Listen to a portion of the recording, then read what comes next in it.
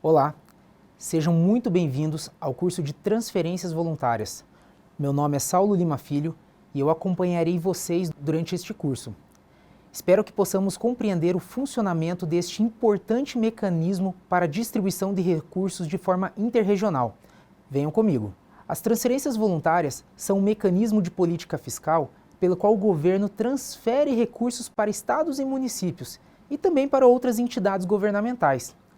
Esses recursos podem ser usados para financiar inúmeros programas e serviços, como educação, saúde, habitação e infraestrutura.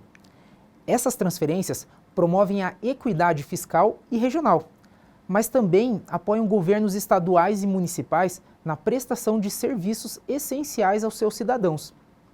No entanto, as transferências podem ser controversas. Isso decorre do argumento que elas podem levar à dependência do governo federal e à diminuição da capacidade regional em prover receitas. Neste contexto, discutiremos as diferentes formas de transferência e seus diferentes objetivos. Venha comigo. Para iniciar, eu proponho algumas reflexões. Qual o volume de recursos envolvido na transferência a estados e municípios? E já que estamos no Paraná, quanto desse recurso vem para o nosso estado? Esse valor tem aumentado ao longo dos anos? Ou ainda, em que áreas esses recursos são aplicados? Vamos discutir esses e outros dados nos slides seguintes. Os dados apresentados aqui decorrem do Sistema Integrado de Administração Financeira do Governo Federal, cuja base de dados é de 17 de julho de 2024. Para se ter uma ideia, o orçamento anual do governo remonta em aproximadamente 5,5 trilhões de reais. Destes, 5,81 vão para os estados, enquanto 5,40 vão para os municípios. E aí, isso é muito ou pouco? Observe no slide seguinte que estas transferências têm aumentado ao longo dos anos. Para se ter uma ideia, as transferências em 2014 eram por volta de 274 milhões de reais. Esses valores cresceram ano após ano, de maneira que uma década depois, esse valor mais que duplicou. Em 2024, são esperados 616 milhões de reais em transferências. Portanto, sim, há um aumento nas transferências aos estados e municípios na última década. Mas quanto desse valor vem para o estado do Paraná? Para levantarmos esse número, consideramos as despesas liquidadas pelo governo federal, cujo empenho tenha como plano de trabalho a região do Paraná, ou que o favorecido do empenho seja o estado do Paraná. Além disso, observamos apenas as modalidades de aplicação relativas às transferências. Então notamos que 33% desses recursos são transferências para municípios, enquanto outros 12% são devidos ao governo do estado do Paraná. Mas esse recurso vai integralmente para o município? Vejamos no slide seguinte. Observe que os recursos podem ser destinados ao município ou órgãos públicos. Todavia, de fato, a maior parte dos recursos vai direto aos municípios. Nesse momento, você pode se perguntar, mas para onde vai esse recurso? Vejamos.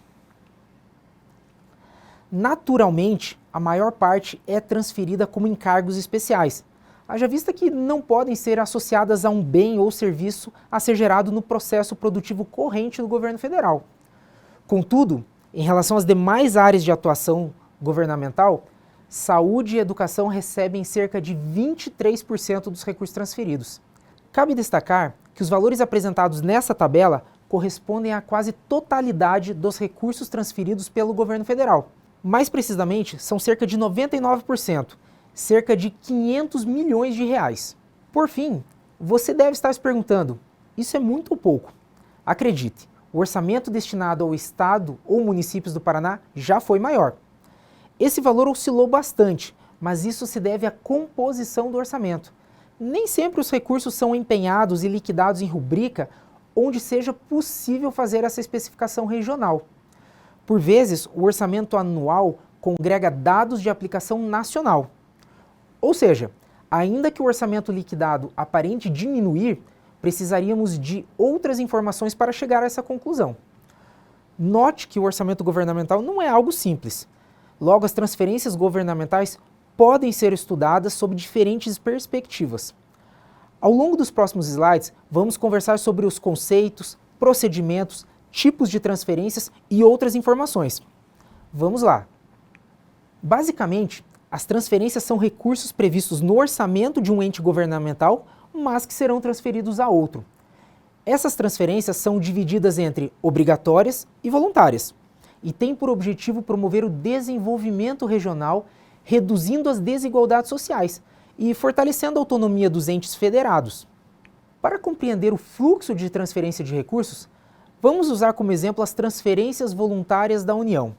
Estas têm início com a proposição, seguida pela execução e são finalizadas na prestação de contas.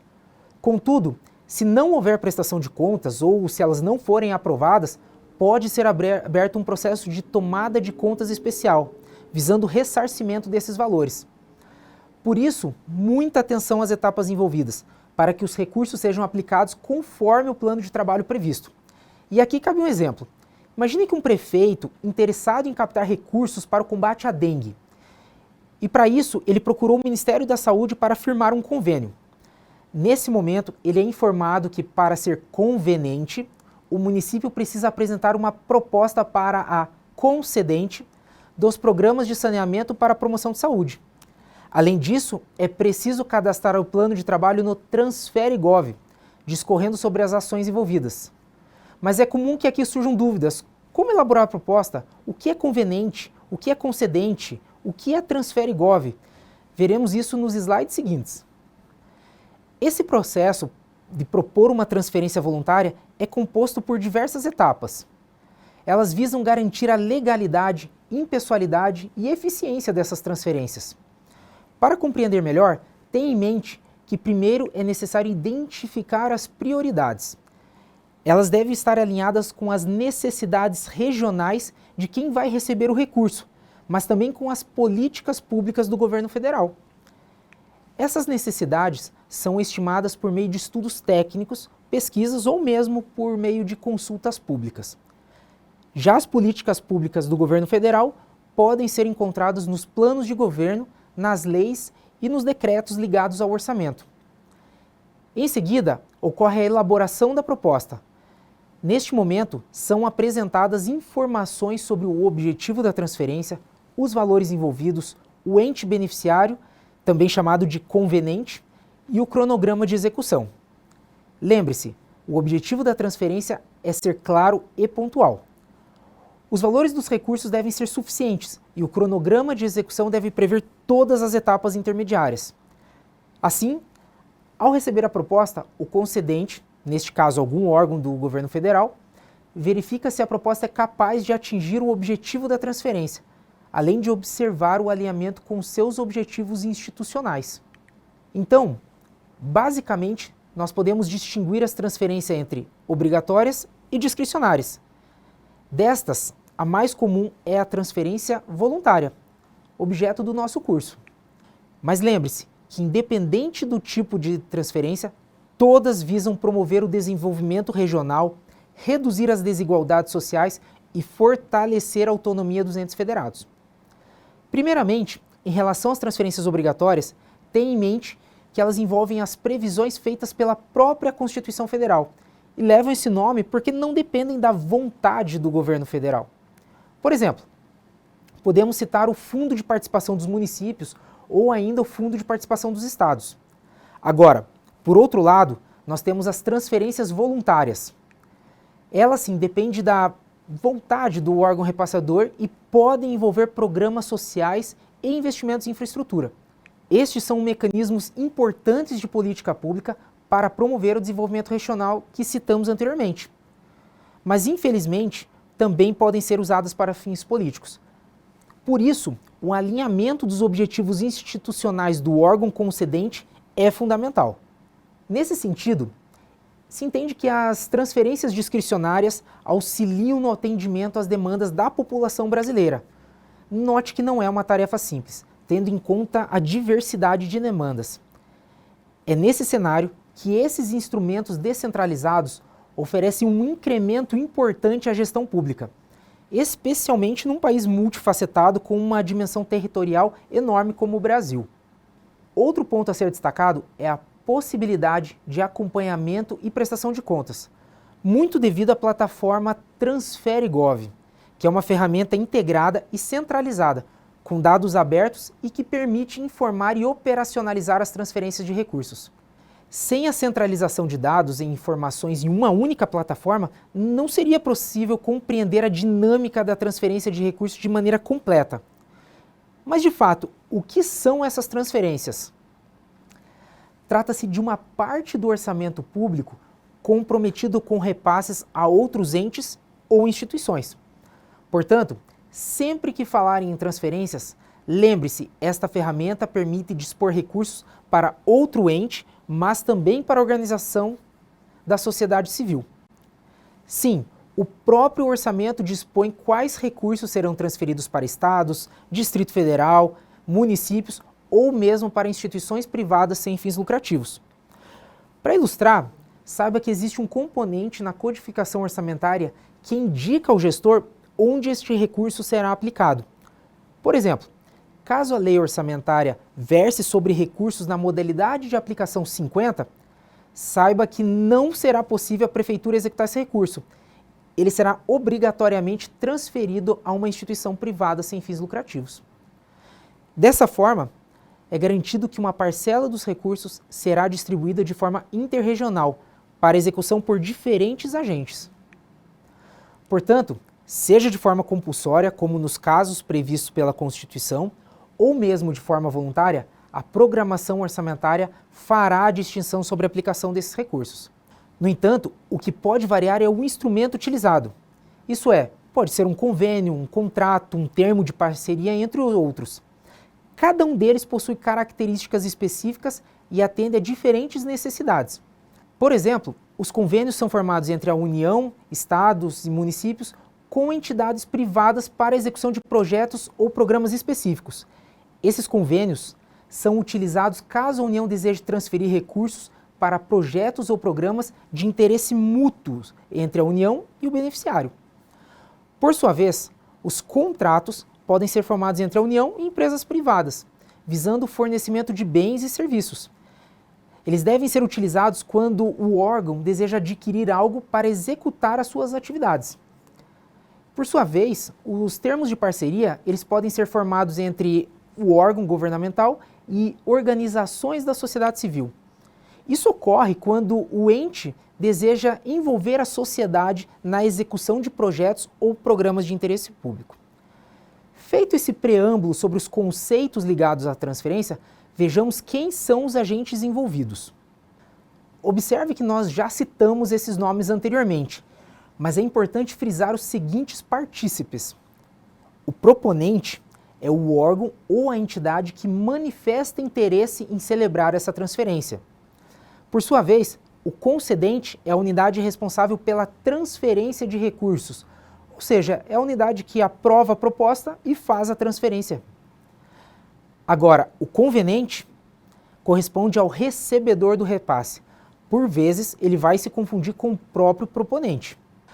Agora que conhecemos os agentes envolvidos, vamos detalhar um pouco mais os procedimentos ligados à proposição de transferências. Primeiro, é preciso identificar as necessidades da população ou mesmo da região que será atendida pelo projeto ou programa. Isso acontece por meio de estudos, pesquisas, consultas públicas e outras formas de coleta de informações. Acontece que dificilmente será identificada apenas uma necessidade.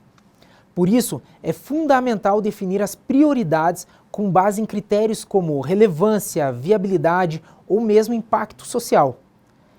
Em seguida, o proponente realiza o cadastro na plataforma TransfereGov. Lembre-se, este é o sistema eletrônico do governo federal que centraliza as informações sobre as transferências voluntárias. Durante o cadastramento, o proponente informa o plano de trabalho para o projeto ou programa.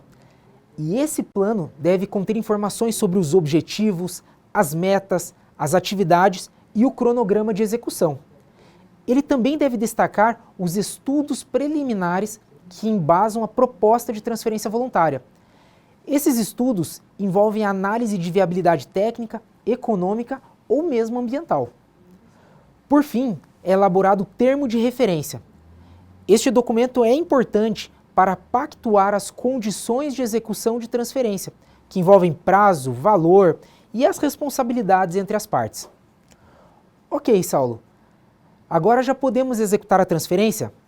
Ainda não. É preciso primeiro celebrar o acordo. Vamos ver como isso ocorre. Falando de transferências, temos mais alguns detalhes que você vai precisar saber. O que não pode ser feito? Por exemplo, transferir dinheiro para coisas ilegais, como lavagem de dinheiro, fuga de impostos, entre outros. E também não fazer transferências sem autorização, o que envolve a ausência de proposição ou mesmo de atendimento às necessidades regionais. Agora, tem outros tópicos que têm que estar presentes.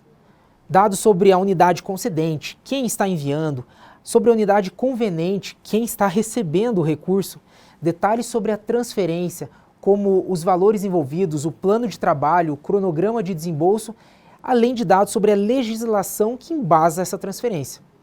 E como que essa transferência ocorre? A forma mais comum é por meio de transferência bancária, o que normalmente é feito por meio de uma ordem bancária ou uma ordem de pagamento. Certo, mas e se forem necessárias alterações, como nós celebramos isso? Às vezes dá para mudar coisas como valor, data ou quem vai receber. Também é possível cancelar a transferência, especialmente se houver algum erro ou vício no processo de celebração. Enfim, chegamos à etapa de execução, e ela se divide entre dois agentes, o convenente e o concedente. O primeiro é responsável pela aplicação dos recursos nos termos do plano de trabalho, informando os documentos de liquidação e de pagamento. E aqui cabe destacar que a liquidação corresponde ao ato de assumir a obrigação financeira e pode ocorrer de forma concomitante ao pagamento, dependendo do instrumento de pagamento a ser utilizado. Por outro lado, o concedente também participa da execução, por meio de instrumentos de acompanhamento e fiscalização. Dentre estes, podemos destacar a análise dos registros de execução, que é fundamental para garantir a transparência e a segurança das transferências. Em outras palavras, é um procedimento que verifica os detalhes da operação, como data, hora, valor, dados do pagador, do beneficiário, entre outros. Isso permite a identificação de possíveis erros, fraudes ou irregularidades, além de fornecer informações importantes para fins de auditoria e controle. Também é preciso citar o relatório de vistoria. Trata-se de um documento que registra o resultado da análise dos registros de execução. São informações sobre a transferência, incluindo confirmação da liquidação, identificação de problemas e as respectivas medidas para solucioná-los. Agora que já temos uma ideia de como é a celebração, vejamos como essas informações ocorrem em números. Veja que, segundo dados da própria plataforma do TransfereGov, atualmente temos cerca de 2.700 transferências cadastradas. Embora aparente ser um número expressivo, muitas dessas já não estão mais em execução. Para ser mais preciso, apenas 519 apresentam status de em execução na plataforma.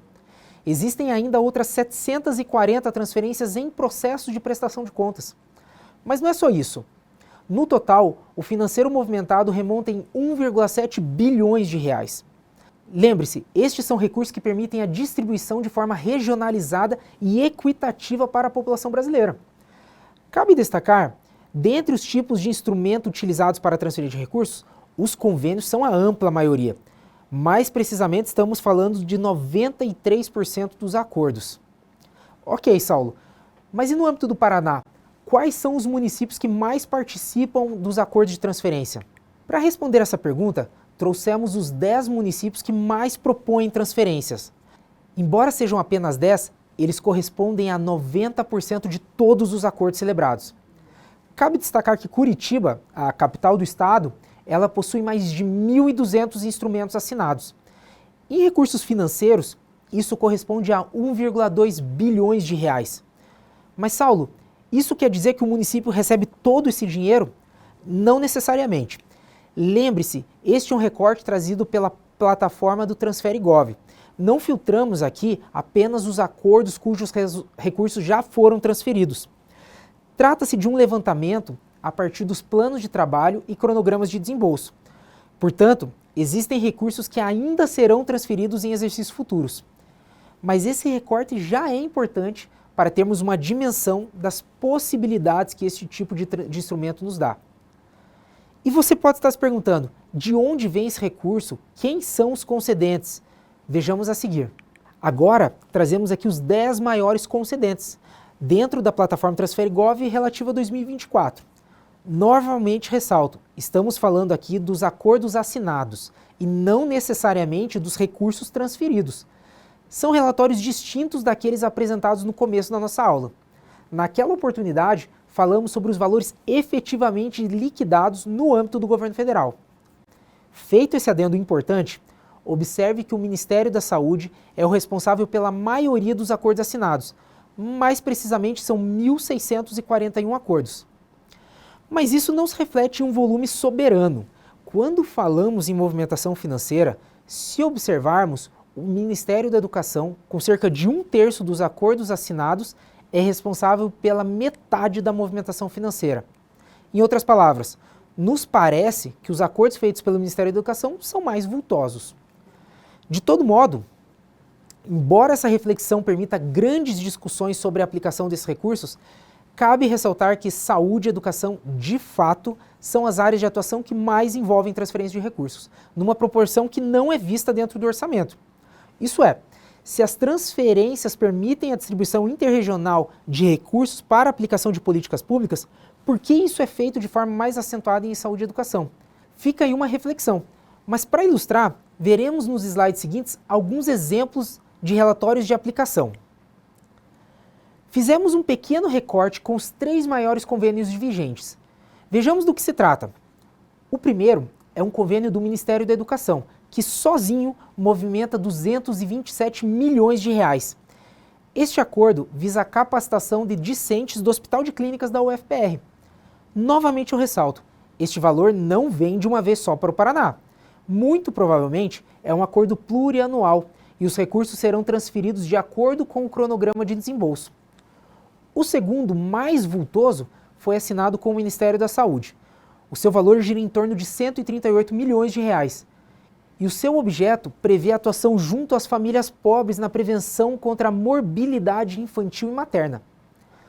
Por fim, o terceiro maior chega próximo à casa de 100 milhões de reais, mais precisamente são 95 milhões.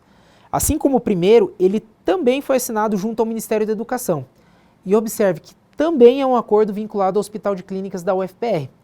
Mais precisamente, ele visa a gestão administrativa e financeira da Fundação de Apoio da Universidade. Se você acessar a plataforma do TransfereGov, disponível nas referências deste curso, poderá consultar este e inúmeros outros acordos. Mas para exemplificar, eu vou trazer um exemplo. Fique comigo. Vamos dar continuidade ao nosso curso de transferências voluntárias. Nesse momento acessaremos a plataforma do TransfereGov para verificarmos na prática como que as informações que discorremos ao longo do nosso curso podem ser verificadas. Ao colocar aqui no seu navegador de pesquisa de preferência, você pode acessar o primeiro link aqui do canto esquerdo, onde está escrito TransfereGov. E aqui a gente já encontra os tipos de transferência.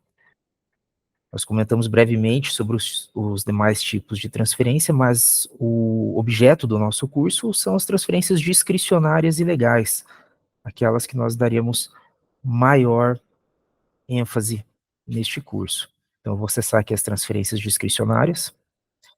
A plataforma permite o acesso por meio de CPF e senha, mas eu não vou usar essa ferramenta. Utilizaria o acesso livre, aquele que todos os cidadãos têm acesso. Qualquer usuário tem acesso. Muito bem. Aqui eu vou consultar convênios e pré-convênios. Eu já baixei um relatório que contém todos os convênios disponíveis na plataforma, e foi aquele que nós apresentamos ao longo do curso. Mas neste momento eu vou citar um em especial, aquele convênio do Ministério da Saúde, nós comentamos momentos atrás. Eu acesso aqui o convênio. Ótimo, aqui a gente já tem alguns dados interessantes. Primeiro, eu sei que se trata de fato de um convênio, e isso pode ser verificado aqui, ó, na justificativa pela caracterização dos interesses recíprocos.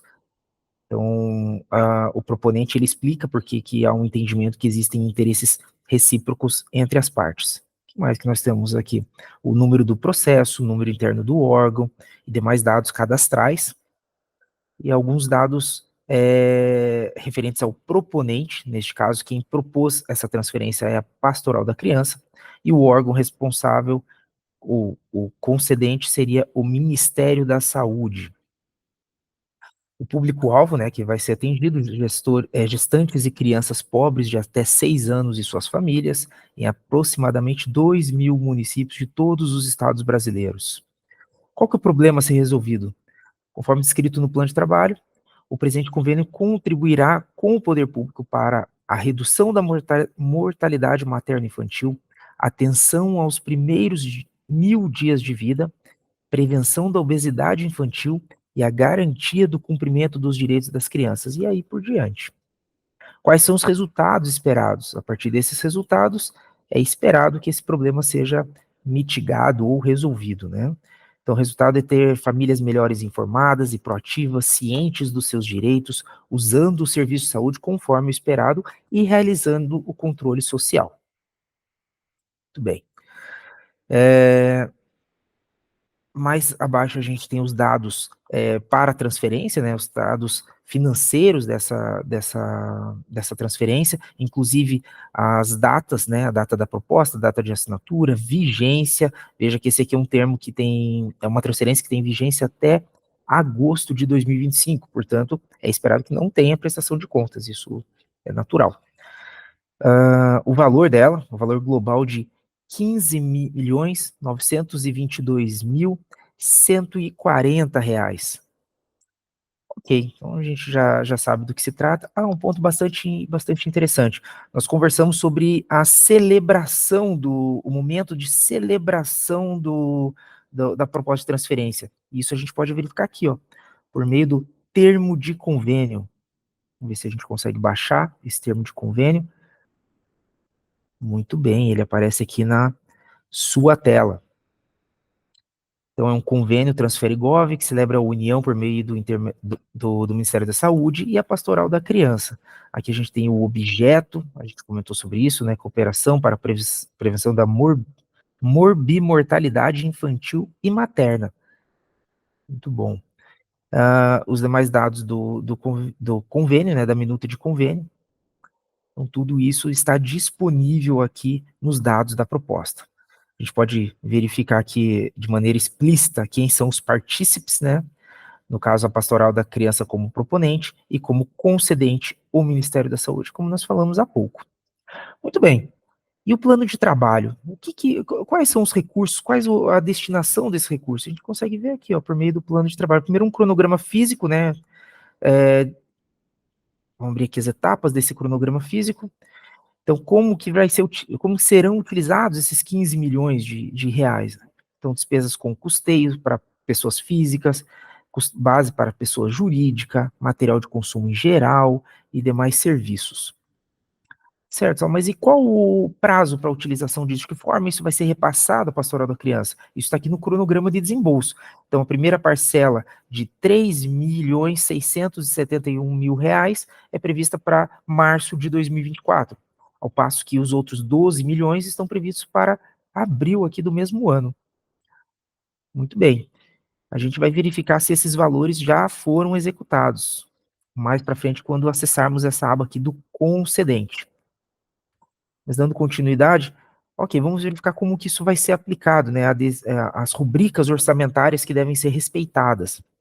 Então, nós temos aqui hospedagem e alimentação para a Assembleia, a rubrica orçamentária correspondente e os seus respectivos valores. São 12 unidades de R$ 79.145 e os valores totais.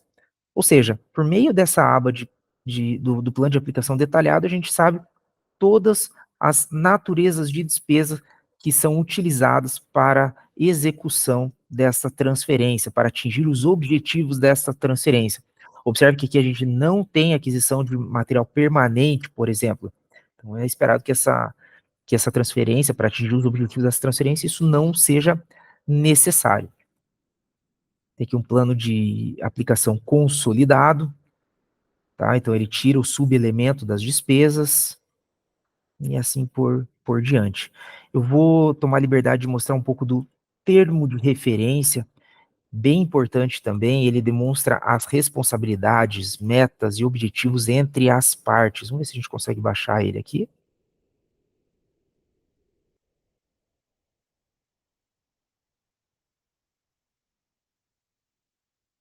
Muito bem, tá aqui. Termo de referência, então, o proponente, novamente, a pastoral da criança, o objeto do convênio,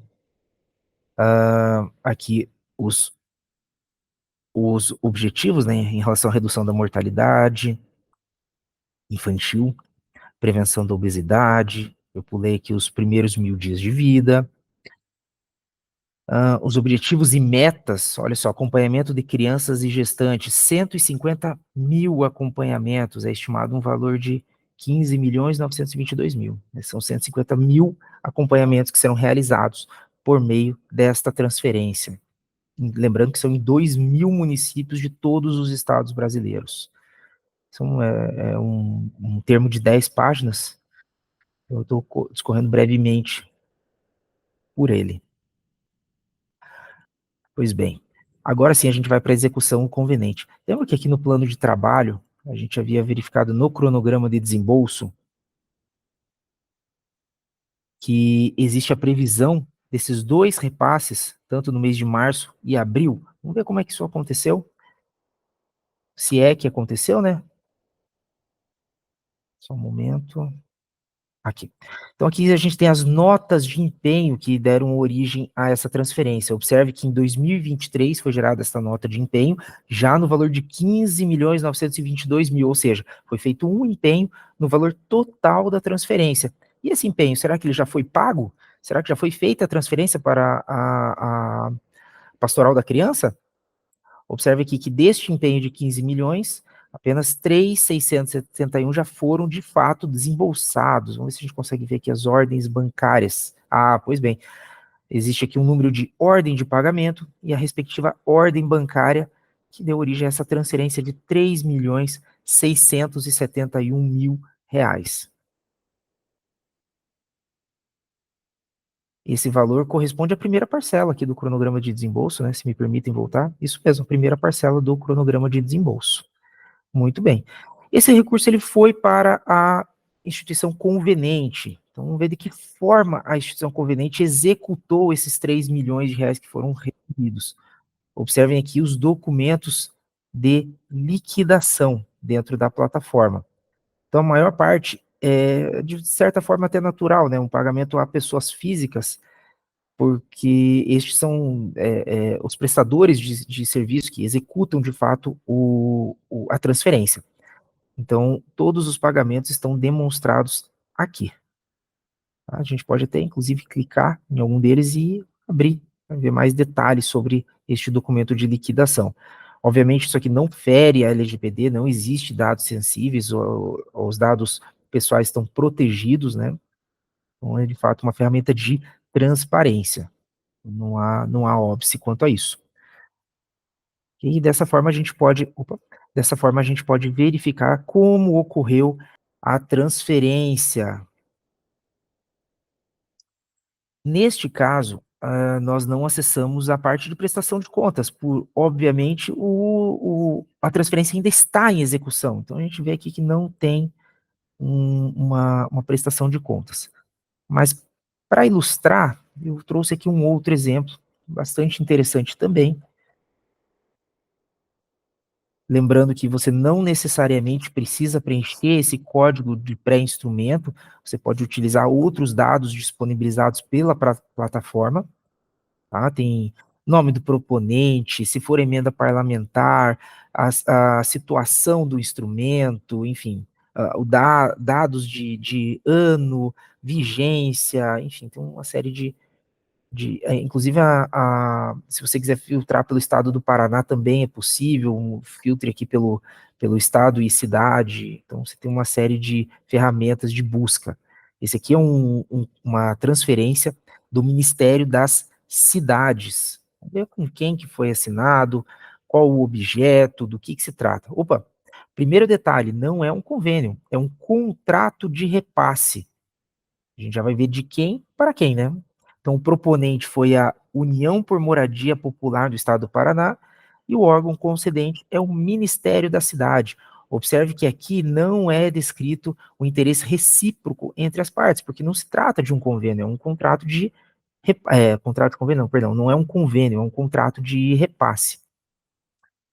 Mais abaixo, os mesmos dados de vigência, esse aqui já é um pouco mais antigo, ele teve o seu limite de prestação de contas em 2018, o valor também é um pouco inferior ao que a gente conversou anteriormente, de 623 mil reais. Aqui a gente tem alguns dados referente à celebração desse convênio, né? Deixa eu tentar baixar esse documento aqui, deve ser desse contrato de repasse. Fechar os demais aqui. Aqui está o contrato de repasses entre a União, por intermédio do Ministério das Cidades, e a União por Moradia Popular do Estado do Paraná.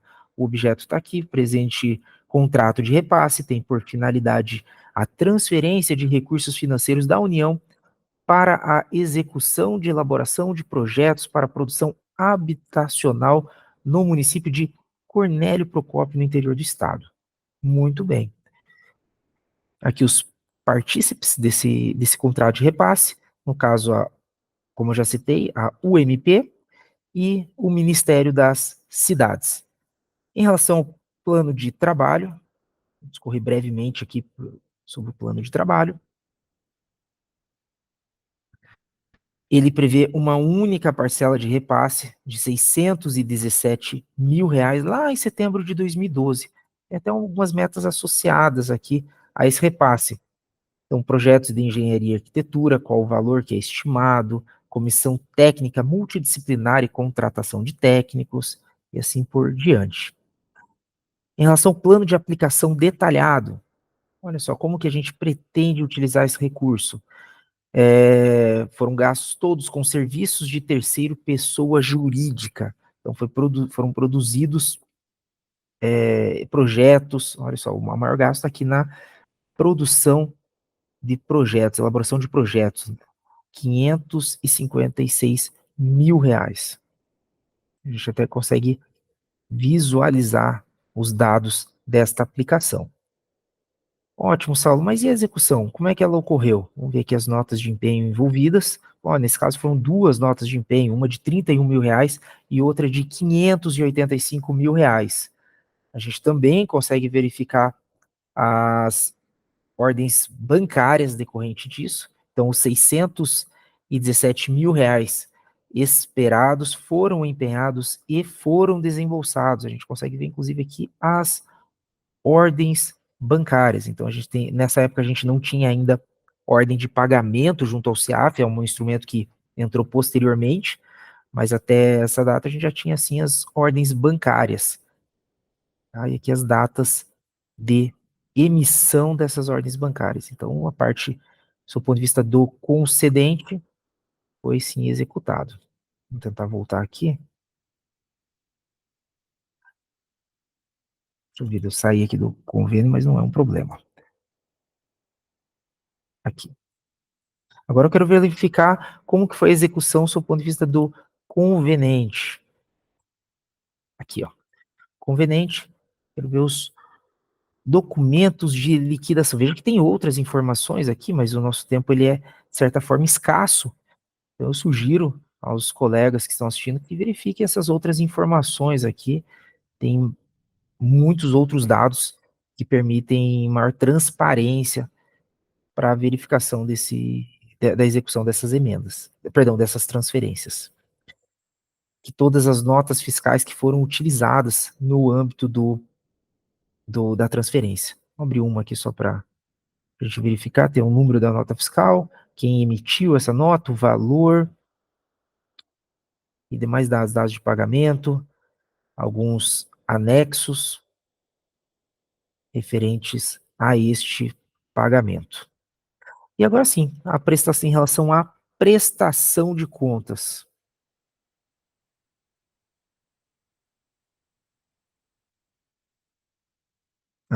Muito bem. Então, essa prestação de contas, ela demonstra qual o objeto do contrato, do contrato de repasse, né?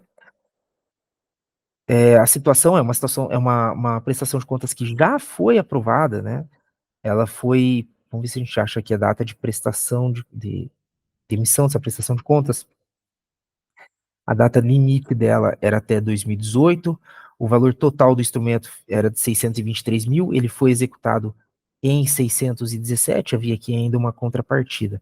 Nós conseguimos gerar, inclusive, baixar um arquivo referente à prestação de contas desse convênio.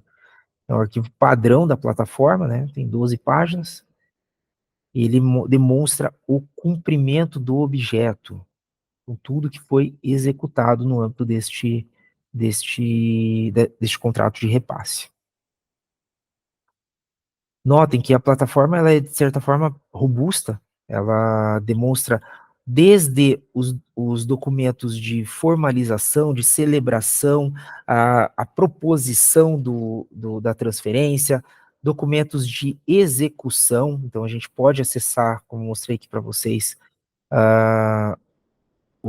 as ferramentas de execução para ver, inclusive, notas fiscais, os documentos que foram utilizados, permite uma maior transparência no âmbito desta transferência. E, por fim, ele chega até a etapa de prestação de contas, ou seja, a gente consegue percorrer todas as etapas deste instrumento. Fica aí a sugestão, acessem a plataforma do TransfereGov, conheçam os instrumentos que são utilizados, vejam como é feita a proposição de transferência junto a órgãos do governo federal e acessem esses recursos que estão disponíveis lá no orçamento do governo federal em benefício em benefício da sua unidade regional, do seu município, enfim, é uma boa oportunidade para acesso a recursos federais. Para você que chegou até o final deste curso, muito obrigado pela sua participação. Espero ter esclarecido que o recebimento de recursos voluntários por meio de transferência é possível. Mais do que isso, é um instrumento que permite a aplicação dos princípios constitucionais. Segundo dados do governo federal, em 2024, a lei orçamentária prevê a transferência de 317 bilhões de reais a estados e outros 296 bilhões a municípios, além de outros 20 bilhões para instituições privadas sem fins lucrativos. Então é isso. Desejo a todos boas proposições de transferências e que esses recursos ajudem o seu município a se desenvolver. Até a próxima!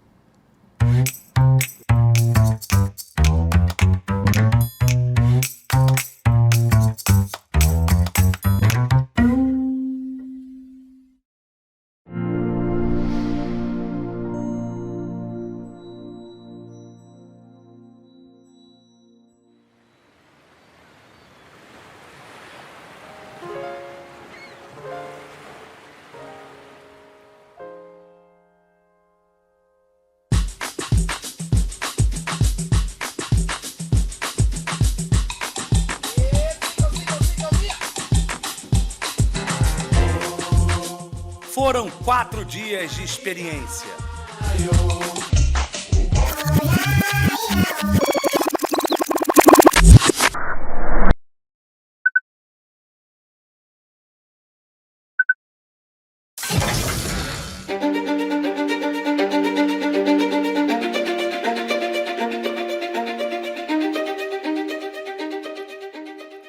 No princípio, a ideia, o sonho, a ação de milhares de pessoas. A construção de uma mega estrutura composta por 160 toneladas de equipamentos que gerou mais de 3 mil empregos diretos e indiretos, movimentando mais de 60 milhões de reais na economia local. Com um caloroso público de quase 7 mil congressistas, imbuídos no mesmo propósito, ampliar conhecimento e evoluir. se tornar um ser humano mais ético e digital. Em um local mágico, Balneário Camboriú, neste belo e acolhedor estado de Santa Catarina. O 21º CBC contou com uma feira de oportunidade com 107 estandes, empresas e instituições que acreditam no potencial de uma classe composta de homens e mulheres que protegem a sociedade. Nossa imensa gratidão a cada um dos patrocinadores desse evento. Nós nos tornamos maiores junto com vocês. Um destaque muito especial para a nossa árvore do sistema contábil brasileiro, símbolo do 21º CBC.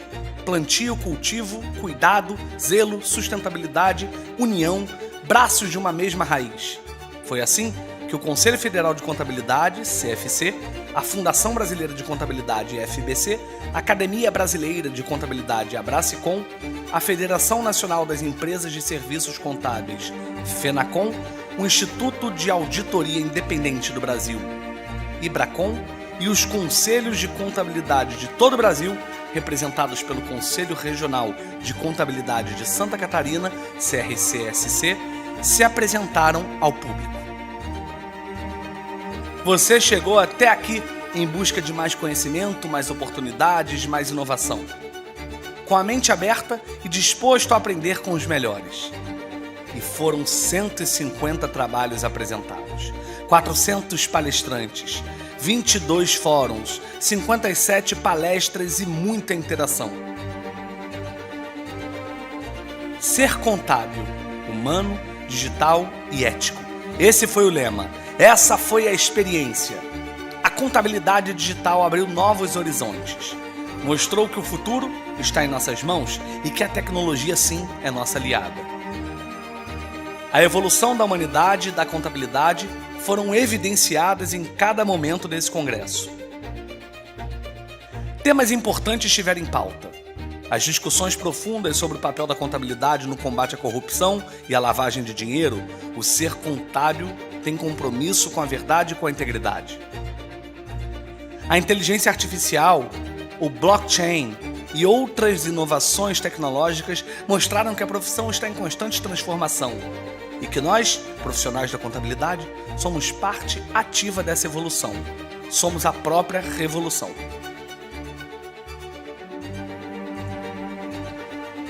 ESG.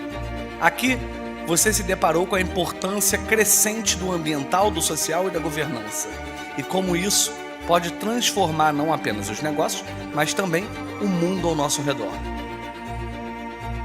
O protagonismo da contabilidade nas grandes reformas do país, tributária, política, econômica e social.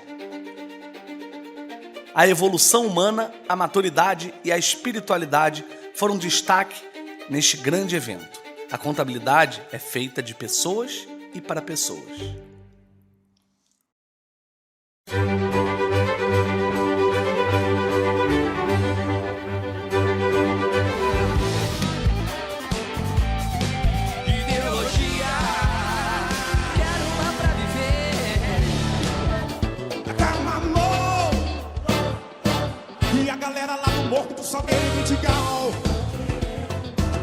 E a torcida do Corinthians e Flamengo dá também. Minha pequena Eva,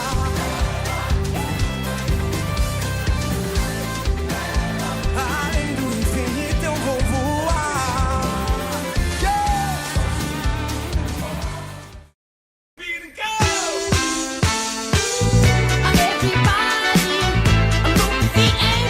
E a contabilidade brasileira somos nós. Esse povo miscigenado, caloroso, patriota, trabalhador, que contribui para o crescimento da nossa gente. Aqui você encontrou novas perspectivas, ganhou uma nova visão sobre o seu papel no mundo, como profissional e como ser humano. Porque, mais do que números e trabalhos e resultados, ser um contador hoje é ser um agente de mudança que impacta vidas, empresas e a sociedade como um todo. Temos certeza que essa jornada foi transformadora. Em cada palco, em cada conversa, em cada insight, você adquiriu mais conhecimento e se tornou uma pessoa melhor e mais preparada. Mais humano, reconhecendo o valor da essência das pessoas. Mais digital, pronto para usar as ferramentas do futuro. E mais ético, consciente da importância de agir com integridade em cada decisão. Esse congresso foi mais do que aprendizado, foi sobre transformação. E juntos, fizemos do 21º Congresso Brasileiro de Contabilidade um marco. Agora, com ferramentas e o conhecimento que adquirimos, estamos prontos para transformar o futuro.